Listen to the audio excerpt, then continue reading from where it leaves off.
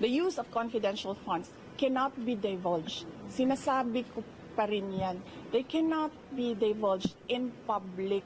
It will compromise lives and security of personnel who are cooperating or who are nandoon sa kabila. I will answer my questions because I need to be there to help the other OVP personnel. They have expressed that they feel safer and they feel more comfortable if I am with them. But I will not be recognized if I don't take my oath. So I am forced to take my oath and answer questions under oath because I cannot take care of the OVP personnel. But for example, to explain how 125 million pesos were spent within a matter of 11 days, or they have questions about acknowledgement receipts, will you explain all those or answer all those questions? Isn't it that they've been asking those questions from the resource persons, from COA, from the OVP personnel? So why will I answer again? I already answered when we sent our answers to the Commission on Audit. It was clear there. In fact, ayoko naman kasi mag-discuss ng CFBA, but in fact, the 125 confidential funds had a notice of disallowance, but not the entire amount. Let's make that clear. Not the entire amount of the 125 million was disallowed by the Commission on Audit. Meaning, all the rest of the funds, I do not have the number right now. I think it's approximately 70 million that was disallowed. But that is subject to appeal because gusto ko ba sabihin ito sa inyo? Dahil during the discussion, I was telling the lawyer to submit a document. But the lawyer said, no, you know, when lawyers are discussing and they have their own positions, it's really a difficult meeting to do. I said to submit, and then the other lawyer said, do not submit. Eh di lumabas yung disallowance, and then sinabihan ko yung lawyer, sabi ko, tingnan mo, lumabas yung disallowance. Sabi ko, sa appeal, ilabas mo yung document. Ma'am, si Colonel Chica and Colonel Nolasco na nabanggit po naman. Wait lang ha, so tapusin ko lang. And then, so cleared na yon. The first, second, and third quarters, undergoing audit. Merong AOM na sinasagot namin ngayon. Okay? For DepEd, the first and second quarters, may credit notice na yon. Ibig sabihin, cleared na ang buong pera. Diba? Ewan ko lang kung sinasabi ito ng mga congressman. Of course, hindi nila sinasabi, diba? Because they want to present their own narrative. Tapos na yon. The money in DepEd, first and second quarter, cleared with credit notice. The ongoing audit is on the third quarter only. And it's ongoing. So you cannot question an ongoing audit. And you cannot audit the funds of any government office because that is the exclusive domain of the Commission on Audit. Bakit nag-audit ang ating mga congressman? Dapat sila gumagawa ng batas. Nakikita nyo? Sinasabi na nila ngayon, in the proper time, we will legislate. Kasi sinasabi namin where is the proposed legislation? Hinahanap namin. So ngayon, dinadagdag na nila yon. Madali lang naman siya Pakinggan nyo lang, basahin nyo lang lahat ng mga nangyayari. Madali lang maintindihan kung anong ginagawa nila. Okay? Last question, please. Last question. Humarap na si Colonel Nolasco and Colonel Chica, mas maintindihan na ba ng publiko at ng Kongreso itong paggastos po ng confidential funds? Really, I still say that confidential funds, I will answer my questions because I need to be there to help the other OVP personnel. They have expressed that they feel safer and they feel more comfortable if I am with them. But I will not be recognized if I don't take my oath. So I am forced to take my oath and answer questions under oath because I cannot take care of the OVP personnel. But for example, to explain how 125 million pesos were spent within a matter of 11 days, or they have questions about acknowledgement receipts, will you explain all those or answer all those questions? Isn't it that they've been asking those questions from the resource persons, from COA, from the OVP personnel? So why will I answer again? I already answered when we sent our answers to the Commission on Audit. It was clear there. In fact, ayoko naman kasi mag-discuss ng CFBA, but in fact, the 125 confidential funds had a notice of disallowance, but not the entire amount. Let's make that clear. Not the entire amount of the 125 million was disallowed by the Commission on Audit. Meaning, all the rest of the funds, I do not have the number right now. I think it's approximately 70 million that was disallowed. But that is subject to appeal because gusto ko ba sabihin ito sa inyo? Dahil during the discussion, I was telling the lawyer to submit a document.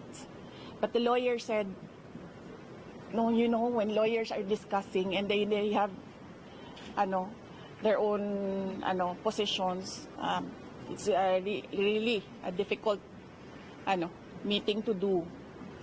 I said to submit, and then the other lawyer said, do not submit.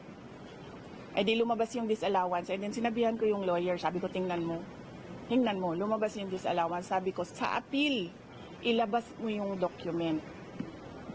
Ma'am, si Colonel Lachica and Colonel Nolasco na nabanggit ko naman. Wait lang ha, so tapusin ko lang. And then, so cleared na yon. The first, second, and third quarters, undergoing audit. Merong AOM na sinasagot namin ngayon. Okay? For DepEd, the first and second quarters, may credit notice na yon. Ibig sabihin, cleared na ang buong pera. Diba? Ewan ko lang kung sinasabi ito ng mga congressman. Of course, hindi nila sinasabi, diba? Because they want to present their own narrative. Tapos na yon. The money in DepEd, first and second quarter, cleared with credit notice. The ongoing audit is on the third quarter only. And it's ongoing. So you cannot question an ongoing audit. And you cannot audit the funds of any government office because that is the exclusive domain of the Commission on Audit. Bakit nag-audit ang ating mga congressman? Dapat sila gumagawa ng batas. Nakikita nyo?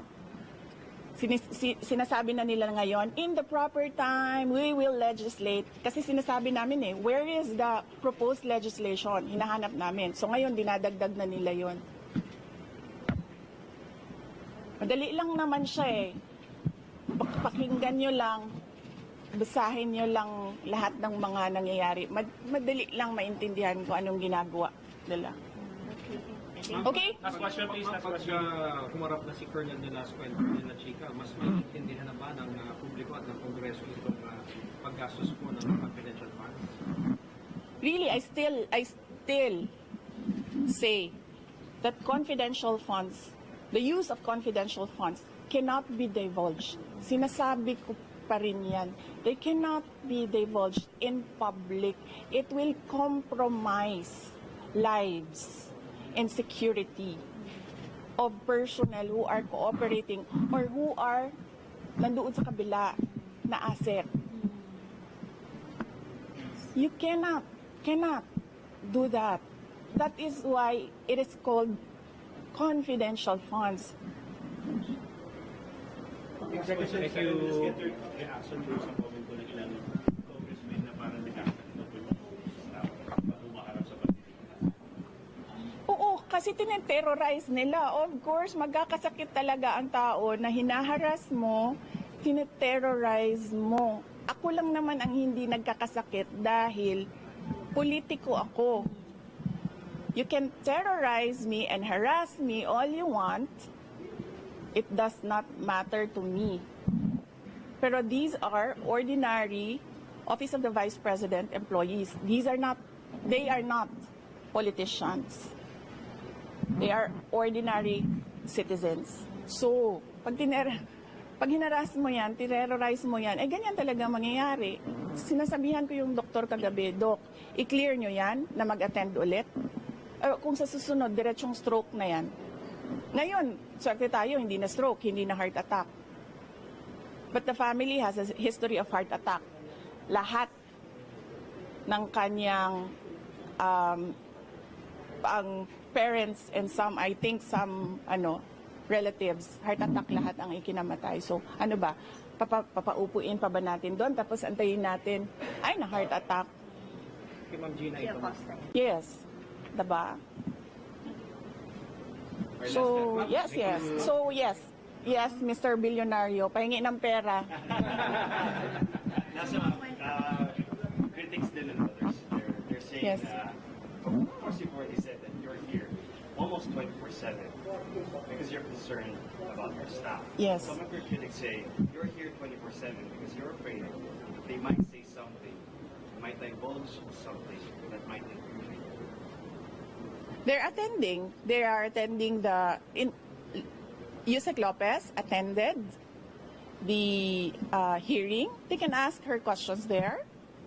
I was not there when Yusek Lopez attended the hearing, so I was not there to influence her and tell her what to answer. If you saw me yesterday, I was not looking at Gina Acosta. I was studying. I was reading laws. I was studying the rules of the... Para na akong congressman ngayon, tanong niyo ako kung anong rules nila. I was studying the rules of the House of Representatives. I was not looking at her. Pinapabayaan ko siya sumagot. Siguro umiiling-iling ako paminsan-minsan dahil I feel na hindi dapat dinadivulge sa public yung ibang mga sinasabi na ng kasama ko, pero wala akong magawa. Wala akong magawa. Kasi ayaw namin na ma-detain sila. So, sumasagot talaga sila. Si Edward Fajardo, not once did I coach him. Pero si Gina, I helped her with the term detail. Kasi she was trying to remember kung anong tawag nung isang tao na galing sa isang opisina, na nililipat sa isang opisina, and that is called detail. So I told her detail, and she said details. From yung CF is from SDO, dumidiretso daw sa mga security officer. Yun talaga mamang nature ba ng confidential funds? Yes, there is an SDO, and there is a security officer, and there is a head of agency. So, ako yung head of agency, may SDO kami, may security officer kami. Ganon talaga ang structure. Again, sinabi ko ito sa mga, wala kasing mainstream noon ba? Again, so alam natin lahat ng, mahalikan ko na yung Mike, please. ayoko itong pula.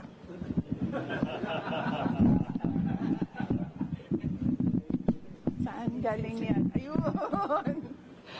Okay, saan? Saan ako? Okay. Alam nyo, diba, meron kayong mga naririnig ng akusasyon ng nakawan dito sa ating gobyerno. Corruption in government.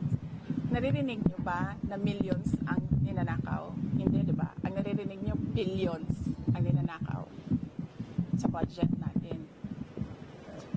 Alam nyo, bakit 150 million lang yon?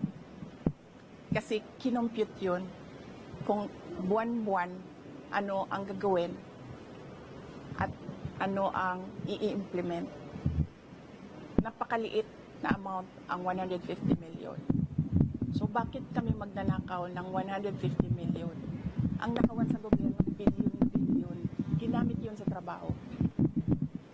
Bakit 125 plus 500 lang yung sa Office of the Vice President. Kasi kinompute yun. Buwan-buwan. Ang problem sa 125, binigay siya sa amin December na. And the requirement in government offices, you have to utilize money before December 31, before the end of the year. So ang ginawa, lahat ng preps, in-implement. Diba? And as I said, government offices disburse millions, billions in a day. Sa DepEd, nagdi-disperse kami. Nagdi-disperse. Pumipirma kami ng cheque.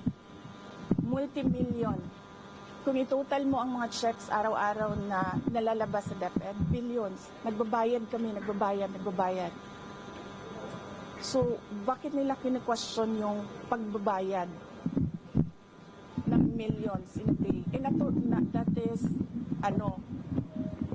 part of work of government offices to disburse money every day and pay obligations. Ginamit yun sa trabaho. Pinipilit lang talaga. Dalawa na ang maro ko. Si Marisol at si GC. Tama na. Anong oras na? Oo, kasi alauna na, and I have to be back tonight. Ayaw nila ng gabi. Na ano sila sa gabi. Ma'am, basta yung promise Yes. na listahan mo, ma'am. But tomorrow, balikan ako sa Basilan. I leave in the early morning. Yes, leave early morning. And then, balik ako sa gabi. Oo. May flights naman. Si Yusek Lopez. Nandiyan mama niya. Kasi Tsaka nandyan yung lawyers niya. And ayoko makipag-usap sa mga abogado kasi lahat ng mga abogado, pag nag-uusap-usap sila, magaling lahat ba? 'Di ba? Lahat sila, ako yung magaling. So, parang ayoko sumali sa legal discussion. Ma'am, gaano kahabang listahan ng mga threats sa'yo? Can you... Or sit down daw, sabi ni JC. Yan, tayo, JC, pag ako nagtatanong,